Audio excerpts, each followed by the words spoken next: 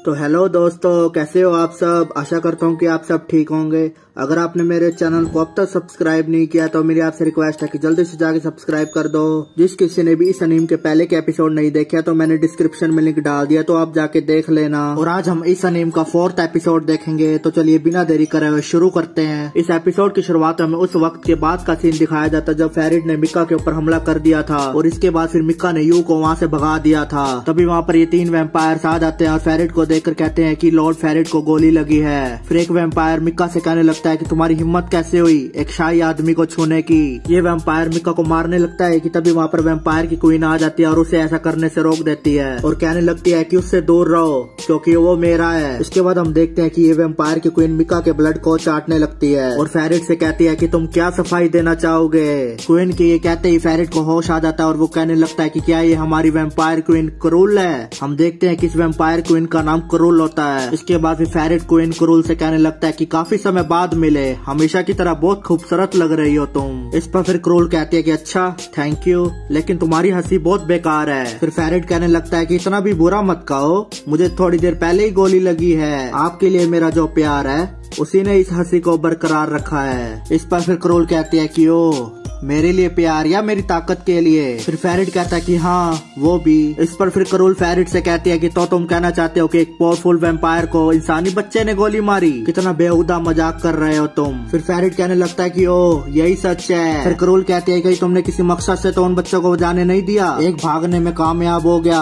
और एक मौत की कगार पर है। अगर तुमने कोई सफाई देनी है तो जल्दी से दो। फिर फेरिड कहने लगता है कि मेरे ख्याल से हम में से किसी एक को सफाई देने की जरूरत है। इसके बाद हम देखते हैं कि करूल फेरिड के ऊपर हमला कर देती है और उसे नीचे पटकने के बाद कहती है कि शायद मैंने सुना नहीं, फिर भी क्या तुम फिर से बोलना चाहोगे। फिर फेरिड कहता है कि तुम कितनी बुरी हो करूल, शायद तुम्हें पता ना हो लेकिन मुझे अभी भी दर्द महसूस हो रहा है। ठीक है तुम जीती, अब मैं इस मामले में अपनी टांग बिल्कुल नहीं अड़ाऊंगा। इसके अलावा मुझे 2 बार सोचना पड़ेगा तुमसे लड़ने के लिए। इसके बाद फिर करूल घायल मिक्का के पास चली जाती है और उससे कहने लगती है कि बोलो इंसान, क्या तुम जीना चाहते हो, मैं तुम्हें अमर बना सकती हूँ। फिर मिक्का कहने लगता है कि नहीं। इस पर फिर करूल कहती है कि तो तुम जीना नहीं चाहते लेकिन तुम्हारे पास और कोई रास्ता नहीं है। इसके बाद हम देखते हैं कि करूल मिक्का के ऊपर बैठ जाती है और उससे कहने लगती है कि मेरा खून पी लो और अपनी इंसानियत को छोड़ दो। इसके बाद हम देखते हैं करूल मिक्का को अपना ब्लड पिलाने लगती है। तभी हम मिक्का को देखते हैं जो कि बड़ा हो चुका होता है और कह रहा होता है कि और इसी तरह मैंने अपनी इंसानियत खो दी। फिर यहाँ से सीन चेंज होता है और हम स्कूल का सीन देखते हैं जहाँ पर यू चलते चलते एक लड़के से टकरा जाता है। यू से टक्कर खाने के बाद ये लड़का यू के मुंह पर मुक्का मार देता है। इससे यू बहुत ज्यादा गुस्सा हो जाता है और कहने लगता है कि तेरी हिम्मत कैसे हुई कमीने।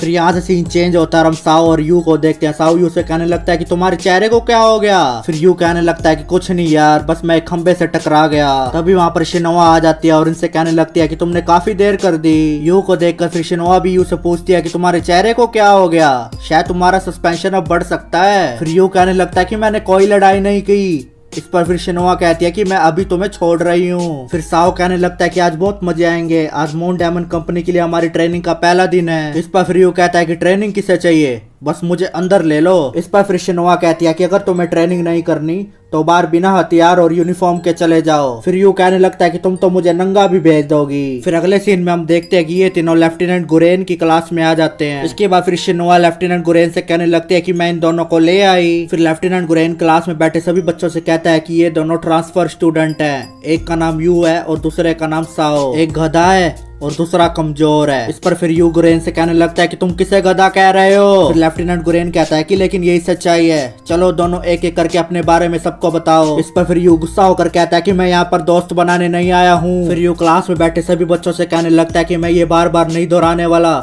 मेरे पास दोस्त बनाने का बिल्कुल भी टाइम नहीं है। लेकिन मेरी बात ध्यान से सुनो, मुझे नहीं पता तुम लूजर्स अब तक क्या पढ़ रहे थे, लेकिन ये सब वक्त की बर्बादी है, मैं अपने लिए खुद अच्छा हथियार ले लूंगा। इसके बाद फिर यू के ये कहते ही लेफ्टिनेंट गुरेन उसको पंच मार कर नीचे गिरा देता है और उसे कहने लगता है कि ऐसा किसने कहा गधे। फिर लेफ्टिनेंट गुरेन यू से कहता है कि बस अब बहुत हो गया, चलो अपनी सीट पर जाके बैठ जाओ। इसके बाद फिर यू अपनी सीट पर जाने लगता है और हम देखते हैं कि उसकी सीट पर एक बच्चा बैठा होता है। फिर यू उस बच्चे से कहने लगता है कि ओए सुन, ये मेरी सीट है, चल हट यहाँ से। हम देखते हैं कि ये लड़का वही होता है जो यू के साथ टकरा गया था और उसे मुक्का भी मार दिया था। फिर ये लड़का यू से कहने लगता है कि क्या चाहिए बे तुझे। फिर यू इस लड़के से कहने लगता है कि तू कमीना यहाँ पर क्या कर रहा है। फिर ये लड़का यू से कहने लगता है कि अबे तू कमीने, ये मेरी लाइन है। इन दोनों को ऐसे झगड़ते हुए देखकर लेफ्टिनेंट गुरेन कहने लगता है कि इन दोनों जोकर को क्या हो गया। वैसे देखा जाए तो मैंने किमी को भी जनरल ईडी क्लास से लिया था। हम देखते हैं कि चश्मे वाले लड़के का नाम किमी होता है। शिनोआ लेफ्टिनेंट गुरेन से कहने लगते हैं कि आज सुबह किमी ने जानबूझकर यू को उकसाया ताकि उसकी काबिलियत को देख सके। इस पर फिर लेफ्टिनेंट गुरेन शिनोआ से कहते हैं कि और तुम बस खड़ी तमाशा देखती रही थी। फिर शिनोआ कहती है कि मैं छुप कर मजे ले रही थी।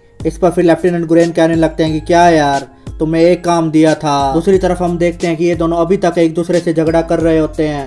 इन दोनों को देखकर लेफ्टिनेंट गुरेन बहुत ज्यादा गुस्सा हो जाता है और कहने लगते हैं कि बस अब बहुत हो गया। ये कहते ही लेफ्टिनेंट गुरेन इन दोनों को नीचे पटक देते हैं। इसके बाद फिर लेफ्टिनेंट गुरेन क्लास में बैठे सभी बच्चों को कहने लगता है कि मैं बहुत टाइम बाद आया हूँ, इसलिए क्लास को शुरू करते हैं। इसके बाद फिर यहाँ से सीन चेंज होता है। हम किमी को देखते हैं जो कि लेफ्टिनेंट गुरेन के ऑफिस में चला जाता है। फिर लेफ्टिनेंट गुरेन किमी को कहने लगते हैं कि मेरी बिना इजाजत के अंदर मत आया करो। फिर किमी कहता है कि अगले हफ्ते होने वाली आर्म्स एप्टीट्यूड टेस्ट के बारे में है। मुझे पक्का पता है कि top rank black demon series के ट्रेल के लिए मुझे चुना जाएगा, है ना। किमी कहता है कि मेरे हर सब्जेक्ट्स में सबसे ज्यादा नंबर हैं। इस पर फिर लेफ्टिनेंट गुरेन किमी से कहते हैं कि तुम्हें ताकत की इतनी जल्दी क्यों है। फिर किमी कहता है कि आपने मुझसे ये क्यों पूछा, आर्मी के पास सारी खबर है। फिर गुरेन कहने लगते हैं कि हाँ हमें सब पता है, तुम्हें अपनी बहन के इलाज के लिए पैसे चाहिए जो कि एक वायरस की चपेट में आ गई है। गुरेन किमी से कहते हैं कि मून डायमंड कंपनी में बहुत सारे इलाइट हैं, अगर तुम इन्हें ज्वाइन कर पाए तो तुम्हें जितना चाहे उतना ट्रीटमेंट मिलेगा जो कि आम लोगों के लिए नहीं है, लेकिन तुम्हारी अभी की हालत में ऐसा करना मुमकिन है। गुरेन कहते हैं कि एक फर्नल आर्म को छूने के बारे में सोचना छोड़ दो,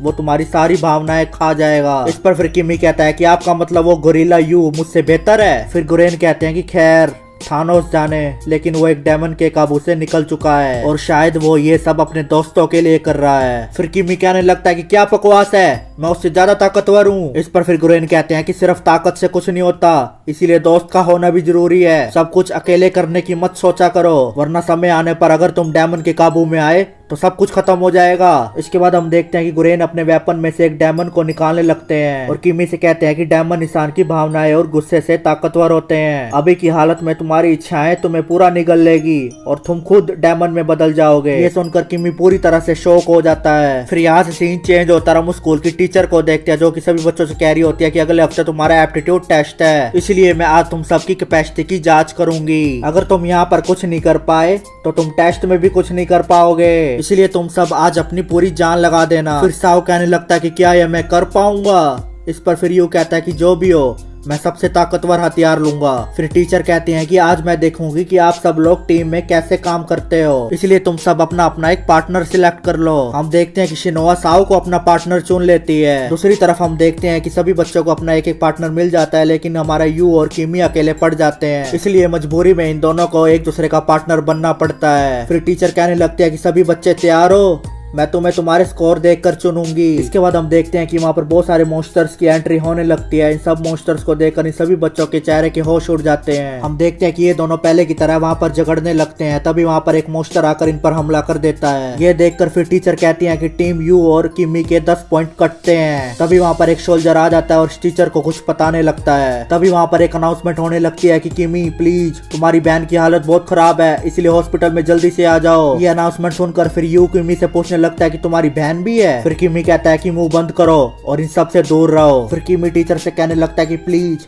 उस बात पर ध्यान ना दें और ट्रेनिंग जारी रखें। फिर यू किमी से कहने लगता है कि क्या तुम मजाक कर रहे हो, अभी इन सब के लिए समय नहीं है, तुम्हारी बहन तकलीफ में है ना। इस पर फिर किमी कहता है कि मैंने तुम्हें इन सब से दूर रहने को कहा है, मुझे यहाँ अच्छा करना होगा, मैं इतनी दूर आ चुका हूँ। इस पर फिर यू कहता है कि चाहे तुम्हें इसके लिए अपनी बहन को खोना पड़े। फिर किमी कहता है कि अपने काम से काम रखो, मैं द मून डायमंड कंपनी में शामिल होकर रहूंगा। इसके बाद फिर यू किमी को थप्पड़ मार देता है और कहता है कि क्या तुम बेवकूफ हो, तुम्हारी बहन को तुम्हारी जरूरत है, अगर वो मर गई तो तुम उसे दोबारा नहीं देख पाओगे। यहाँ से सीन चेंज होता है। हम इन दोनों को देखते हैं जो कि हॉस्पिटल में आ जाते हैं। फिर डॉक्टर किमी से कहने लगते हैं कि जैसे तैसे हमने आज इसे संभाल लिया, लेकिन इस वायरस के खिलाफ हमें और ज्यादा मेडिकल इक्विपमेंट की जरूरत है। इस पर फिर किमी कहता है कि मैं समझता हूँ, लेकिन मैं जल्द ही मून डायमंड कंपनी में शामिल होने वाला हूँ, फिर इसे आर्मी की फैसिलिटी में भेज दूंगा। जब तक के लिए प्लीज थोड़ा और ध्यान रख लीजिए इसका। इसके बाद फिर ये दोनों हॉस्पिटल के बाहर आ जाते हैं। फिर यूकी में से कहने लगता है कि मुझे खुशी है, तुम्हारी बहन अब ठीक है। भले ही तुम बाहर से कितने कमीने दिखते हो,